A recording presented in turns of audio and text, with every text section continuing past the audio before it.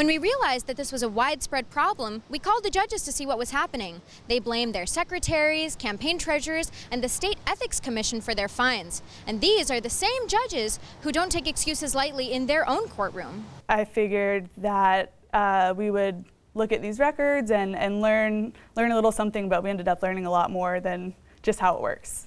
Investigative reporting student Becca Godwin says she wasn't expecting the class to change state ethics policy or bring in thousands of dollars owed in fines. I think it's interesting just to see, I guess, like the fruits of our labor. The law requires judges to disclose their business interests and show who gave them money and how they spent it. Those records exist so the public can know if their judge has a conflict of interest.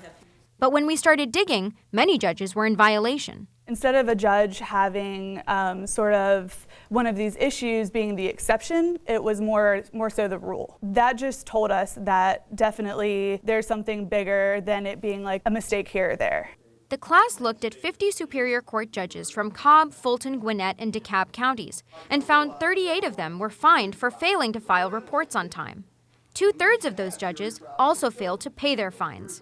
The filer has a date, they have to file by that date. If they miss it, they owe the fee.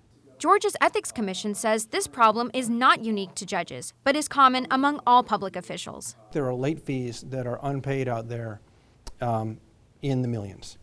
When we started questioning the judges, they started paying up.